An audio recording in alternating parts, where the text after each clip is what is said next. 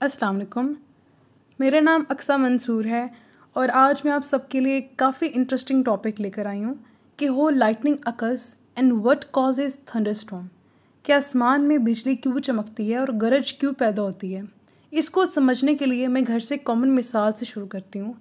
जब भी आप घर में कारपेट पे चलते हैं तो कारपेट पे चलने की वजह से आपके पाँव में या आपके शूज़ पर नेगेटिव चार्जेस आ जाते हैं।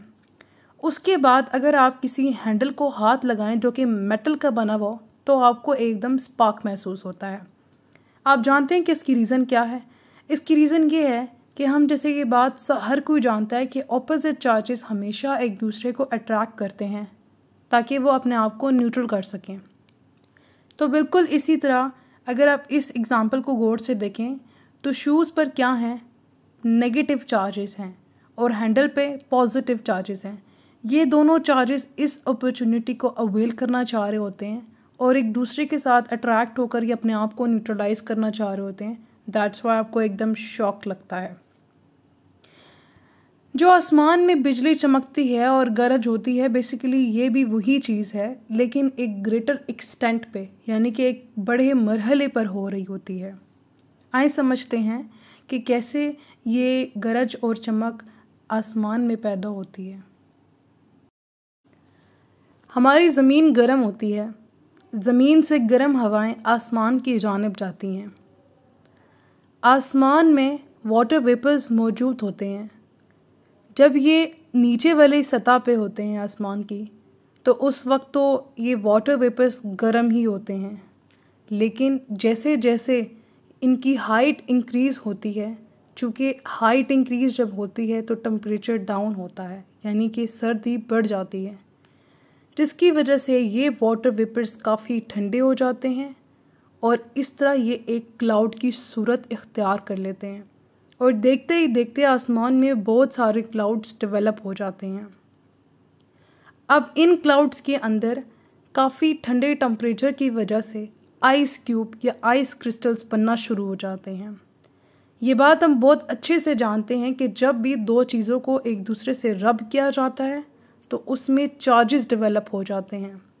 जैसे आप जानते हैं कि जब भी आपने कंघी बालों में करते हैं आप तो दो चीज़ें रब हो रही हैं, एक तो कंघा और एक आपके बाल। उसके बाद अगर आप अपने कॉम को किसी भी कागज़ के ऊपर रखते हैं तो वो कागज़ आपकी कॉम के साथ चिपक जाता है क्योंकि आपके कॉम में नेगेटिव चार्जेस पेपर के पॉजिटिव चार्जेस के साथ अट्रैक्ट होने लगते हैं ताकि ख़ुद को न्यूट्रलाइज कर सकें और एक स्पार्क प्रोड्यूस होता है। बिल्कुल इसी तरह क्लाउड्स के अंदर ये जो आइस क्रिस्टल्स हैं आपस में हाई एनर्जी की वजह से कोलाइड करना शुरू कर देते हैं, एक दूसरे के साथ रब करना शुरू कर देते हैं, जिसकी वजह से क्लाउड्स के अंदर चार्जेस डेवलप हो जाते हैं। ये चार्जेस सेपरेट हो जाते हैं। पॉजिटिव चार्जेस क्लाउड की ऊपर की जानिब चले जाते हैं और नेगेटिव चार्जेस नीचे की जानिब आ जाते हैं। 3 तरह से बिजली चमकती है। पहली तो ये कंडीशन है कि एक क्लाउड के अंदर ही चार्जेस चूँकि बहुत ज़्यादा एक्यूमुलेट होने लगते हैं तो इस सूरत में पॉजिटिव और नेगेटिव चार्जेस एक ही क्लाउड के आपस में एक दूसरे को अट्रैक्ट करना शुरू करते हैं ताकि ख़ुद को न्यूट्रलाइज कर सकें और जैसे ही ये एक दूसरे के साथ अट्रैक्ट होते हैं एक स्पार्क प्रोड्यूस होता है और आपको गरज सुनने को मिलती है। दूसरा डिस्चार्ज तब होता है जब एक क्लाउड का नेगेटिव चार्ज दूसरे क्लाउड के पॉजिटिव चार्ज के साथ अट्रैक्ट होता है, एक लाइटनिंग प्रोड्यूस होती है और आपको थंडर सुनने को मिलता है। वो बिजली जो आप देखते हैं चमकती हुई वो बेसिकली चार्जेस का ट्रैवल हो रहा होता है, यानी कि एक क्लाउड के दूसरे चार्ज आपस में अट्रैक्ट हो रहे होते हैं। वो जब अट्रैक्ट होते हैं चूँकि इनकी एनर्जी काफ़ी ज़्यादा होती है, ये जब आपस में मिलते हैं अट्रैक्ट होते हैं तो लाइट प्रोड्यूस होती है और जब लाइट प्रोड्यूस होती है चूँकि इसमें इतनी ज़्यादा एनर्जी होती है, इनकी लाइट प्रोड्यूस होने की वजह से आपको आवाज़ सुनने को मिलता है, एक थंडर सुनने को मिलता है। तो बेसिकली ये ऑपोजिट चार्जेस ही हैं जो आपस में एक दूसरे के साथ रिपेल होते हैं ताकि ख़ुद को क्या कर सकें, न्यूट्रलाइज कर सकें। और ये जब ख़ुद को न्यूट्रलाइज करना चाह रहे होते हैं तब जो है लाइटनिंग प्रोड्यूस होती है और आपको एक गरजदार आवाज़ सुनने को मिलती है। थर्ड जो टाइप ऑफ लाइटनिंग है या डिस्चार्ज है वो काफ़ी इंटरेस्टिंग है क्योंकि ये लाइटनिंग प्रोड्यूस होती है क्लाउड्स और ग्राउंड के बीच में। जी हाँ, आपने बिल्कुल ठीक सुना है। और ये वही लाइटनिंग है जो आपको दिखाई देती है कि ये आपकी अर्थ की तरफ बढ़ रही है, और यही वही लाइटनिंग है जिसकी वजह से काफ़ी लोग हर साल अपनी जान से हाथ धो बैठते हैं। दरअसल होता कुछ यूँ है कि हमारे ग्राउंड पे पॉजिटिव चार्जेस मौजूद होते हैं, यानी कि अर्थ पर, और क्लाउड के नीचे साइड पर यानी बॉटम साइड पर नेगेटिव चार्जेस मौजूद होते हैं। क्लाउड के नेगेटिव चार्ज और अर्थ का पॉजिटिव चार्ज एक दूसरे को अट्रैक्ट करता है, और अट्रैक्ट करने की वजह से लाइटनिंग प्रोड्यूस होती है, यानी इलेक्ट्रिसिटी प्रोड्यूस होती है, और आपको थंडर साउंड सुनने को मिलता है।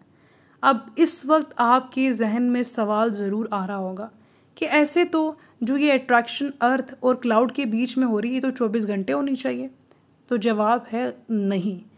इसकी वजह ये है कि क्लाउड और ग्राउंड के बीच में एक रेजिस्टेंस होती है, दैट वाज कॉल्ड एयर, हवा की वजह से ये चार्जेस एक दूसरे को अट्रैक्ट नहीं कर पाते, वो इनके बीच में दीवार बन के खड़ी होती है हवा।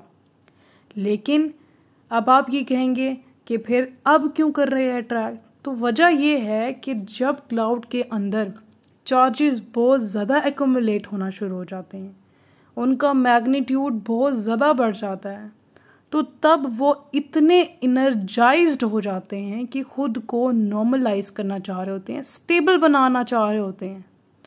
दैट्स वाई खुद को न्यूट्रलाइज करने के लिए उनके पास आखिरी चारा यही बचता है कि वो अर्थ के पॉजिटिव चार्ज के साथ अट्रैक्ट होकर खुद को न्यूट्रलाइज करते हैं। हमारी जो कार में बैटरीज यूज़ होती हैं वो कितनी ज़्यादा एनर्जी की होती हैं, दैट्स वाई आपकी कार चल पाती है। आप जानते हैं एक थंडर बोल्ट 80 मिलियन कार की बैटरीज के इक्वल होता है, यानी कि इतनी ज़्यादा एनर्जी क्लाउड्स में मौजूद होती है। तो इसी तरह ये बार बार इलेक्ट्रिसिटी प्रोड्यूस हो रही होती है, आसमान में भी, और आसमान और ज़मीन के बीच में भी प्रोड्यूस हो रही होती है। अब हम जानते हैं कि हवा में काफ़ी पार्टिकल्स मौजूद होते हैं, काफ़ी एयर पार्टिकल्स मौजूद होते हैं, और उसके अंदर काफ़ी गैसेस भी मौजूद होती हैं। जब ये थंडर बोल्ट आसमान से ज़मीन की जानिब आता है तो रास्ते में जो इसके पार्टिकल्स आते हैं ये उसको हाईली एनर्जाइज कर देता है। फिर वो पार्टिकल्स इतने ज़्यादा एनर्जाइज्ड हो जाते हैं कि वो एक दूसरे के साथ कोलाइड करना शुरू करते हैं, और उनके कोलाइड करने की वजह से भी गरज पैदा होती है, थंडरस्टॉर्म पैदा होता है। मैंने आपको ये बताया है कि जब भी ये थंडर बोल्ट गुजरता है तो रास्ते में जितने भी एयर पार्टिकल्स होते हैं वो भी एनर्जाइज्ड होकर थंडर प्रोड्यूस करते हैं। बिल्कुल इसी तरह हवा में काफ़ी गैसेस भी मौजूद होती हैं। नॉर्मली आपने देखा होगा कि नाइट्रोजन और ऑक्सीजन हवा में मौजूद होते हैं, लेकिन एक दूसरे के साथ रिएक्ट नहीं करते। वो रिएक्ट तब करते हैं जब टेम्परेचर ज़्यादा होता है। तो जब भी लाइटनिंग होती है, थंडरस्टॉर्म होता है, तो टेम्परेचर बहुत बढ़ जाता है, क्योंकि ये हाईली एनर्जाइज्ड होता है। एक थंडर बोल्ट ही 80 मिलियन कार बैटरीज की इक्वल होती है उसकी एनर्जी। दैट्स वाई टेम्परेचर बहुत बढ़ जाता है, और जब टेम्परेचर बढ़ जाता है तो नाइट्रोजन ऑक्सीजन के साथ रिएक्ट करता है और निट्रिक ऑक्साइड बना लेता है। बाद में वाटर के साथ निट्रिक ऑक्साइड रिएक्ट करता है और निट्रिक एसिड बना देता है, और जब ये अर्थ पर आता है तो दूसरे कंपाउंड के साथ मिलता है तो निट्रेट्स बना देता है या निट्राइट्स बना देता है, और उससे नाइट्रोजन साइकिल भी चलता रहता है। तो आज की वीडियो में आप देख पाए हैं कि कैसे थंडरस्टॉर्म बनता है, कैसे गरज होती है आसमान में, और कैसे ये लाइटनिंग प्रोड्यूस होती है। तो ये लाइटनिंग प्रोड्यूस होती है जो भी चार्जेस हैं उनकी अट्रैक्शन की वजह से प्रोड्यूस होती है। इसके अलावा हवा में आसमान में काफ़ी एयर पार्टिकल्स मौजूद होते हैं, उनकी कोलाइडिंग की वजह से भी थंडर प्रोड्यूस होता है, और ये कुछ गैसेस आपस में रिएक्ट करती हैं, तब भी आपको गरज चमक देखने को मिलती है। That's all for today. I hope so आज की वीडियो आपके लिए काफ़ी बेनिफिशियल रही होगी, और आपने इस वीडियो से काफ़ी कुछ सीखा भी होगा। अगर आपको मेरी आज की वीडियो अच्छी लगी है तो मेरी वीडियो को ज़रूर लाइक कीजिएगा और मेरे चैनल को ज़रूर सब्सक्राइब कीजिएगा।